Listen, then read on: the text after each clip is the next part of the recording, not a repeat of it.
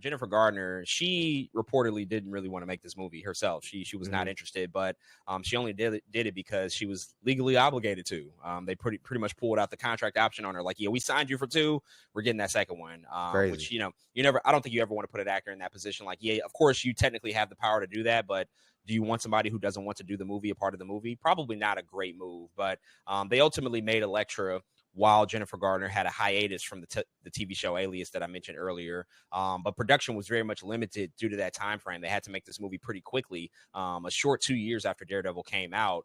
And what's interesting, again, as I briefly talked about earlier that I kind of want to unpack now, is the fact that at this point in history for comic book films, we weren't getting female-driven superhero movies all the time. Like, that just wasn't a thing. It's pretty much just this, and the year before is Catwoman, which was such a failure. It was so critically reviled, and just created such a distaste for that character, and just like the fact that we were really kind of fucking up at that point for these comic book movies. And beyond that, you have to go back to the 80s and look at the Supergirl movie that came out, which was also pretty bad movie, not a great movie. So we didn't have a ton of examples, although we did have pretty decent examples of female-fronted action movies that were pretty successful. By this time, we already had Sigourney Weaver doing Ripley and leading the Alien franchise. We started to see Resident Evil, although those films aren't great. Mila Jovovich is coming back every 2 years, and being a part of those movies. They were successful. They made money. Uma Thurman kicking ass in Kill Bill. Like, it was not uncommon for females and women to lead action films and to be stars. But again, for superhero movies, there just wasn't a DNA there. There wasn't an archetype there. It wouldn't be, again, until after, I think, the failure of this movie and Catwoman that basically made studios gun shy, for a decade. It wouldn't be until, we got Wonder Woman in 2017 where it's like, okay, let's go ahead and revisit this, What do you make of that like at this particular time, Elektra was like one of the only characters to get her own film, one of the only female characters to get her own film and sort of separate from some of the more notable characters like a Daredevil or, the ensemble teams like an Avengers or an X-Men. Yeah. Again, what a risk. What a big risk. Because, still, even with Daredevil, the movie coming out, Elektra just was never that character. You know what I mean? Like she even in a comic book landscape, again, everybody knew who she was. Everybody knew she was important to their Daredevil story too, for sure. And I think she did have a couple of her own runs, but she was never like, damn, she got a movie. You know what I'm saying? Like if somebody in the 90s just like fast forwarded to like 2010 and like just blinked to 2010 was like, damn, they'd be like, damn, Let's you got a movie. They'd be like, what is going on there? You know what I'm saying? It's a very interesting, I think, choice to make, and in some ways, it is scary. I might take back my what I said earlier, like, oh, I'm happy it happened, but maybe like, am I? Because was that too detrimental to the future of woman-led comic book movies in general? You know what I mean? Was it? Were we too scared after that to pull the trigger on some things a little bit earlier? Wonder Woman 2017 is crazy. It's 12 years later. It took us 12 years to make a woman-led superhero film. You know what I'm saying? Shoot, Black Widow don't come until way later after that. It's just like, what happened there? And I am wondering if that history with Elektra is, can be attributed to that completely. I'm sure, of course, there's other things for sure, but man, I don't really know how I feel about that. It gives me, I'm kind of in between. It gives me pause a little bit. But yeah, it's such a weird thing to have to quantify in my head. One, it getting made. Two, how bad it becomes, and like, ooh, okay, maybe we shouldn't do this for a while. Let's just close the door on this. And that kind of sucks. That really sucks. Because, it shouldn't necessarily have to be like that. But again, in the world of patriarchy, right? It's like, oh, we gave women a chance. That's it. Sorry, you ruined your chance. And yeah, it's just a weird thing, man. Yeah, but to be fair too, though, I think honestly, like, I think sometimes stuff like this is necessary just because, so I'll connect this to the Daredevil TV show. Sometimes you have to walk through these really, really terrible situations and circumstances to get to the better, sort of aspect on the other side of it. Like the movie and what happened with the movie is the fact that it's a bad movie and nobody went to see it, so as a business and as a studio, why would we do this again? Like there really is literally no reason. Like not only did people not show up for it, but just quality wise, we just couldn't figure it out. Ideally, optimistically, you want to find somebody that has a take that can make it a good movie that would hopefully get traction and be successful and all of these things. But like, is that a realistic ask? Probably not, especially in the early infancy of mainstream popularity for comic book movies. It wasn't until comic book movies became more successful and had somewhat of a runway to show like, oh, wait, we could probably do something here. Maybe if we put this character in this movie as a side character, see how they resonate with the audience, that gives us enough confidence to say like, okay, we can go ahead and invest. These are all business moves at the end of the day. It ain't show friends, it's show business. You got to make things based on that element. And if people didn't show up for this because they had no interest and because it was just a flat out terrible movie, then sometimes you just got to walk away and revisit when the time feels more appropriate than right. And so it did suck that we went so many years without a female fronted superhero movie, but I think at the same time, like you kind of needed that. You needed the genre to develop and evolve and develop a voice, you know, for us to get more confidence to say like, okay, well, we can do this well and competently now. Cause I don't want to see bad, mediocre shit. Like just don't make it. Right. That's not what I'm asking for. Don't just make something just to make it, just to create opportunities. Like, I don't think we should ever be in that territory. Now that being said, we are still not in a great place now, and we're still not making enough of them now. And sometimes you can wait too long, and it can be too little too late. And I think sometimes we have waited too long for some of these things, and we still have not quite figured it out. We had a lot of this big conversation when the Marvels came out, and we saw that just didn't work, you know, and a lot of people didn't go see that. And unfortunately, the association with female fronted superhero movies, it's just not been the greatest lineage in history. Obviously, a couple of really big success stories, but not as consistently as I think we would hope to see. But you know, another aspect of this movie is the fact, again, that they tried to include a lot of Daredevil mythos and lore in this film that they weren't able to. Even though that Daredevil movie stuffs in a lot, we still had not explored things like Stick as a character. We had not explored the Hand and the association there. This movie tries to do that. This movie is very much all about, you know, Elektra being resurrected, and her association with the character of Stick and her association with the Hand organization, which we know has a big presence in Frank Miller stories, Frank Miller comics. And they will go ahead and revisit this in the Daredevil TV series, but pretty much she's expelled out of the group, you know, from her training, and it becomes, you know, the story of redemption and protection and all these different things. And she's trying to, you know, sort of combat this organization and make sure that the people that she's meant to protect are protected. But ultimately, like, how do you feel about these inclusions here? Because the version of Stick in this movie doesn't feel like he ever knew Daredevil, which is weird because like Stick is very much tied to that character, but we don't get any connections really. I think that there was a cameo sequence film for Elektra that featured Ben Affleck, but it was only featured in the director's cut on the DVD. It's not actually in the theatrical cut. So although this is the same character, it's Jennifer Garner coming back, it's technically a spin-off movie, they still don't do a ton to connect those pieces. They don't do a ton to like show the relationship between her and Daredevil and how it picks up after that movie. Even though we are including a lot of elements from the Daredevil story into this movie, such as the Hand and the character of Stick.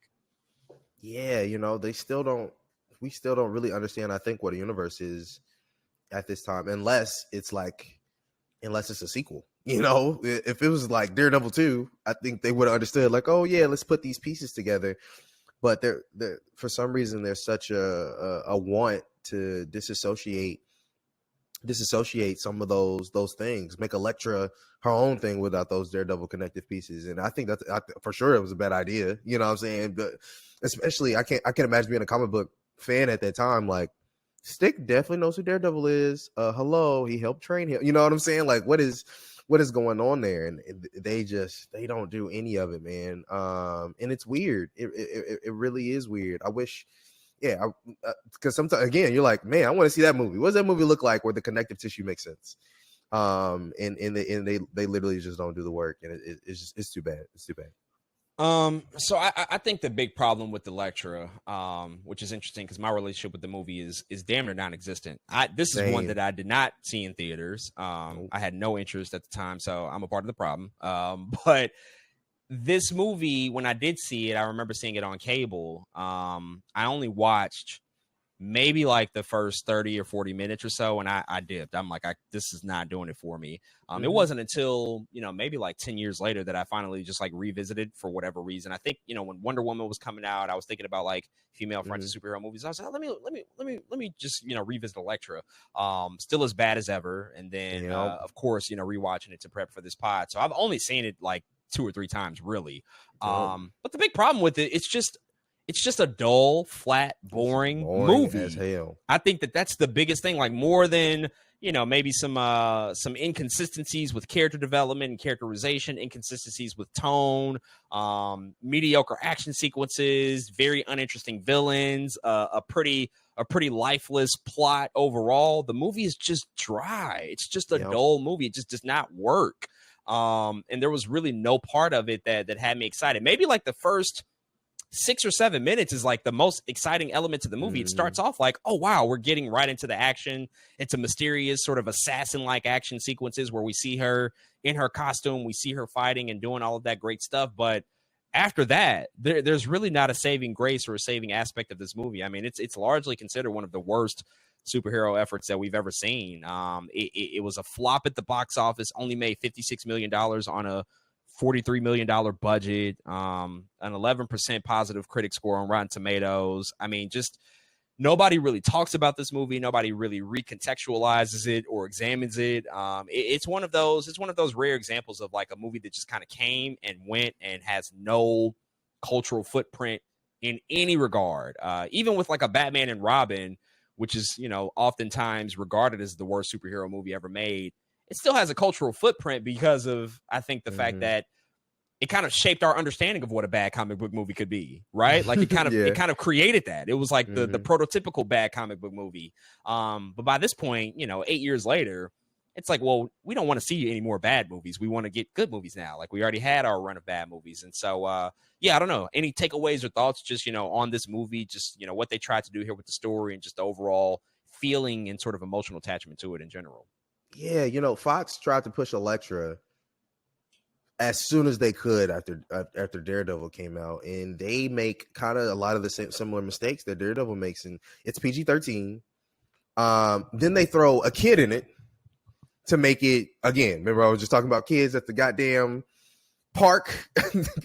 Why is Abby in this movie? A character, Elektra is supposed to be hella dark. Like Elektra's supposed to be just as dark as Daredevil's supposed to be, and it's PG-13.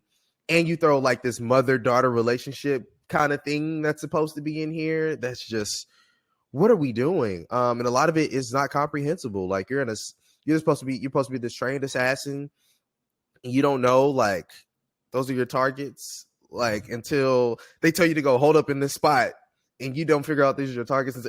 It's just too much that doesn't make sense in the movie, bro. Like and they do try to add some of those comic booky characters too.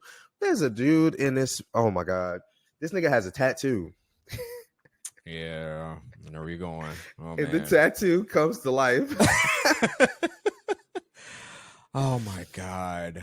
And it's a bird, and it's a real bird that flies around. Yeah, like, yeah, this that like describes the whole movie to me, bro. Pretty much.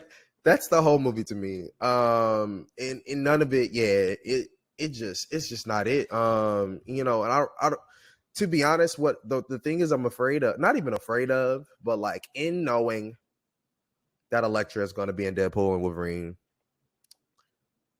watching this movie is like, why again? Like, it has nothing for me to look forward to this character. Like this, it's like, she's going to show up and either do this thing, or she doesn't even have like a quip, you know what I'm saying? Like a thing she can say to be like, oh, she said it. Like there's nothing. I guess in my mind, the only thing that can be there is like some sort of redemption. Like maybe Jennifer Garner's in it. They got her doing some crazy ass combat. Like maybe that's it. But like, again, from a very early, impression in my mind is like, I'm gonna be like, why is she here? That movie was terrible. You know what I mean? So it's been a really weird thing to rewatch because it's a bad movie. At least Deadpool, we had like not Deadpool, but Daredevil, we had like a couple things to be like, the action is good there. I see what they were doing here. Elektra, I don't see it, man. They were like way off the rails with this movie. And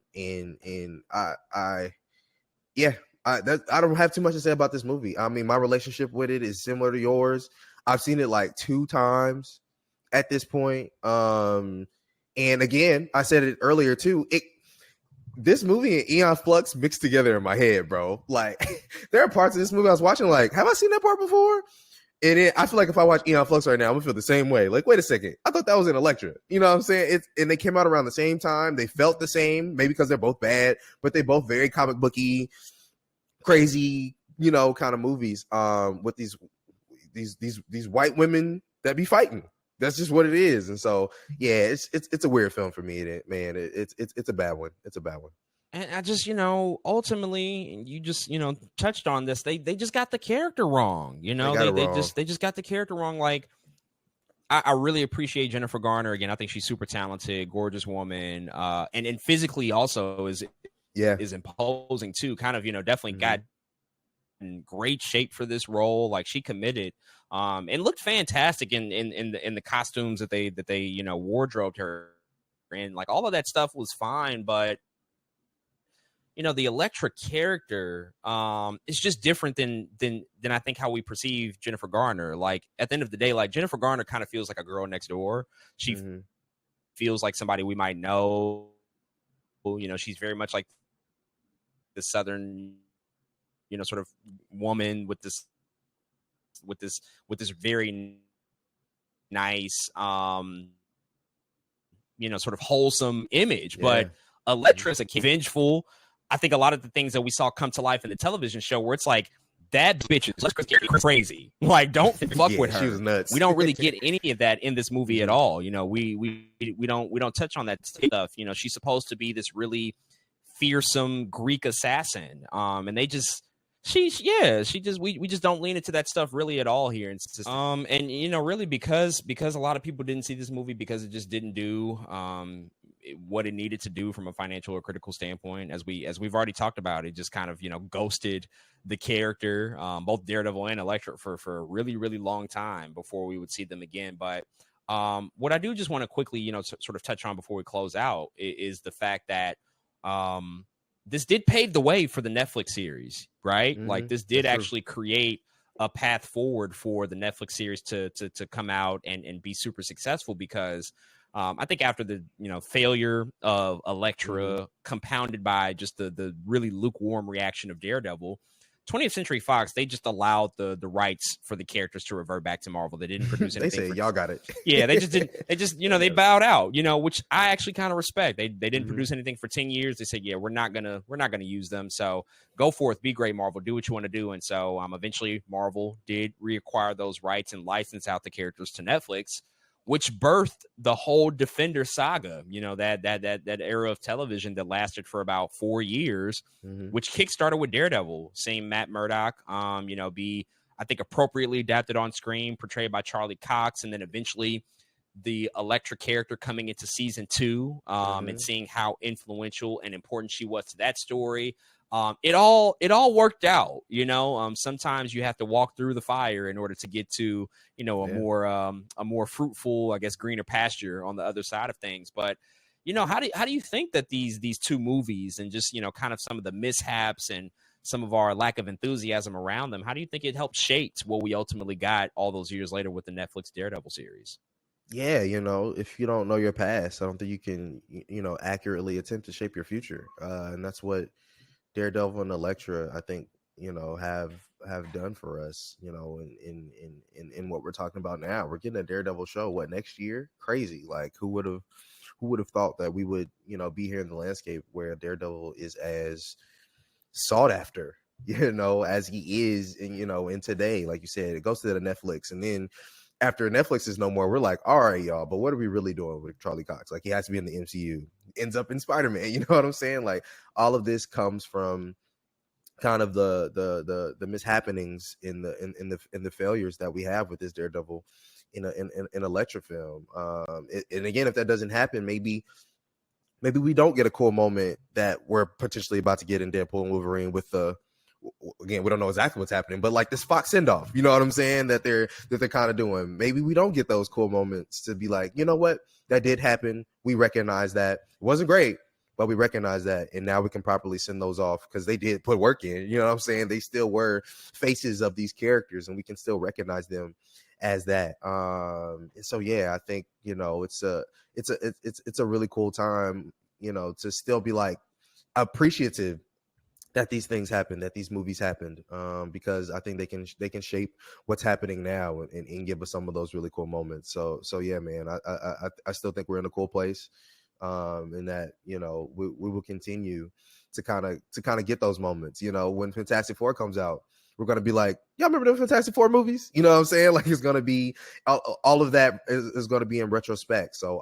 I love that we still have the history, because, you know, comic books were so niche, you know, back then, but now it does feel like all that history is coming more into play as more people hop on board with this comic book movie thing, man. And so yeah, I'm still very grateful for what we have.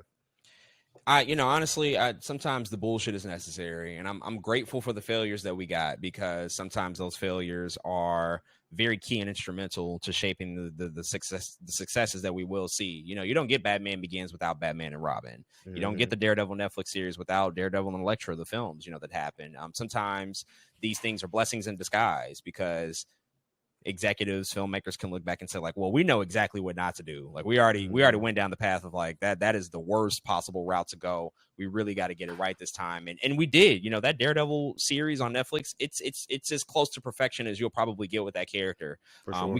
We can only hope that Disney, you know, proper is going to be able to uphold and continue that legacy when Born Again eventually does come out.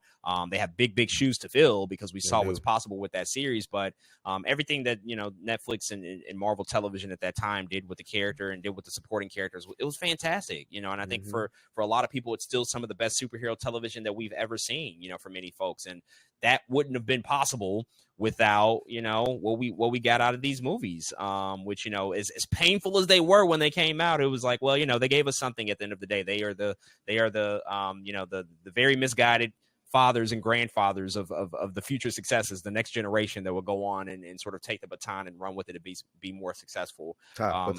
We can all we can always hope that, you know, the first time out is going to be a home run, but that's just not always the case. It's not always realistic. There's so much that goes into that. But ultimately, I think that these movies, as we don't look back on them necessarily fondly, they did give us something that we can look and say, like, well, yeah, you were kind of directly responsible for the creation of a more successful adaptation of these characters, which can all be useful. Any closing thoughts as we just, you know, look back on these two movies and examine them in the context of 20th Century Fox and their output, of course, alongside the X-Men movies, the Fantastic Four movies, which is going to be our next episode. We're going to talk about them. I mean, this is all happening at the same time as they're trying to figure out what their superhero landscape is going to be. Just sort of any closing thoughts on just the legacy of Daredevil and Elektra and how they tie into the movies that were being made at this time, but also, you know, as we sort of know, they might potentially play a role in Deadpool and Wolverine later this summer. Yeah.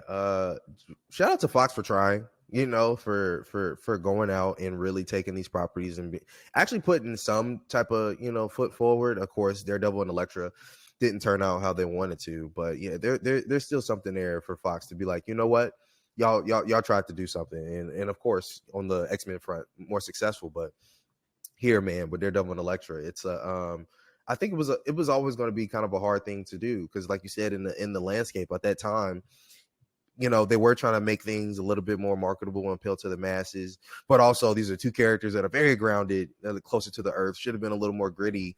And I'm sure as a business, they were like being pulled in several different ways to try to figure it out. So just shout out for them for even attempting, because I think that's I'm not sure other studios would even tried, you know, to make these characters, you know, in that way.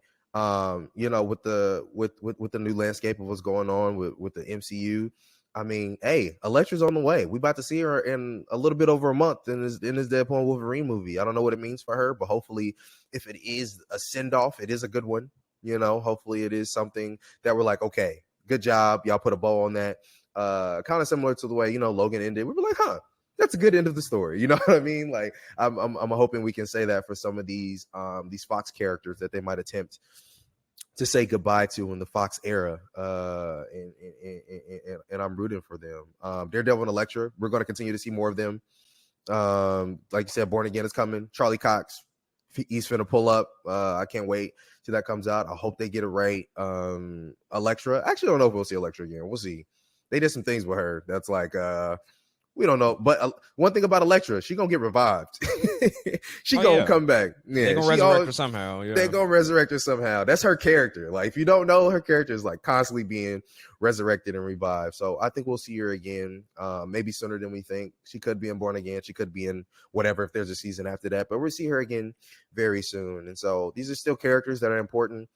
These are still characters that even now more than ever, again, with this history of of Marvel characters through Fox, through Universal, through the MCU, they're more cherished now probably than they've ever been, or people know about them now more than they ever have. I can walk down the street in a Daredevil shirt and people are like, oh yeah, I know exactly who that is. That wasn't a thing before. And so there was work that was done in order to get to that point. And I think Daredevil and Elektra existing here can be attributed to that. But yeah, again, just still happy they existed. Shout out to Fox for being here, and I think we'll see those characters again.